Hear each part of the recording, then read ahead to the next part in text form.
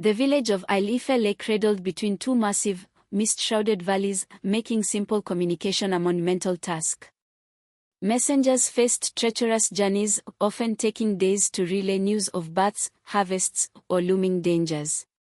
In this village lived Eo, a shy, gifted carver whose hands held the silent memory of the forest. While his peers focused on farming, Eo felt drawn to the wood, seeking a material that could transcend the mountains and carry his whispers to the distant settlements.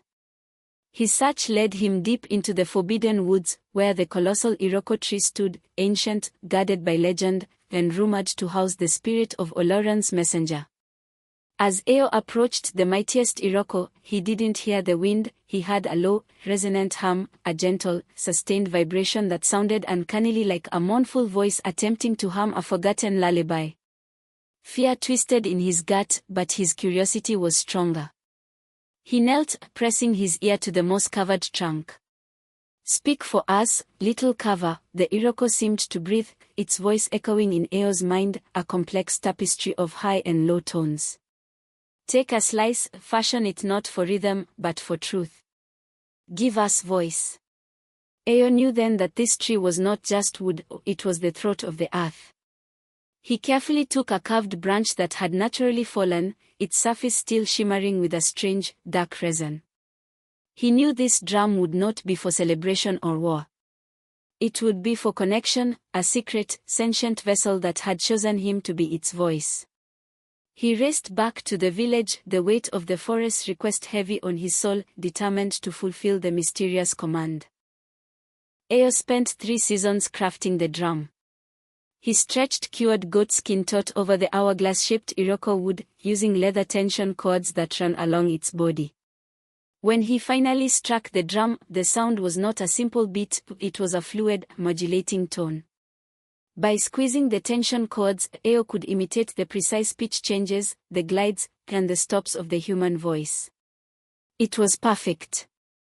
He named it Gon, the speaker. His first communication was not for the village, but for Lara, the beautiful weaver he secretly loved, who lived in the next valley. He would practice in the pre-dawn hours, sending coded, tender messages, low high low, Lara, Ayan, high low, my heart sees only you. Lara, recognizing the melodic complexity, learned to interpret the sounds, responding with her own distant, rhythmic replies using a simple log drum, which confirmed his heart's desires. This secret language blossomed between them, a juicy, clandestine exchange of promises and affection. However, the village elder, Baba Ogan, a man of rigid traditions, watched Eo with suspicion. "That drum is unnatural," he warned Eo, his voice brittle as dried leaves. "It steals the spirit of the Iroko for human vanity. It is a trick of the spirits, not a gift from Oloran. Use it for public, righteous matters, or bury it." Eo nodded, promising discretion, but continued his secret nightly communiques with Lara.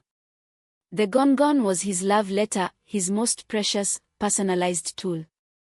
He loved the drum because it spoke for him, or so he believed, unaware that the Iroko's voice had simply found a new, focused medium for its own communication.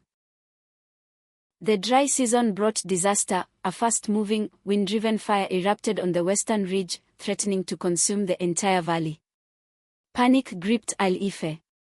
The messengers were too slow, and the village needed immediate help from Lara's settlement, but the heat and smoke made the path impassable. Baba Ogan, eyes wide with fear, grabbed the gon, intending to smash it, crying, "It is the Iroko's wrath. It is cursed." "No." Eo wrestled the drum back, tears streaming from the smoke and the sheer desperation.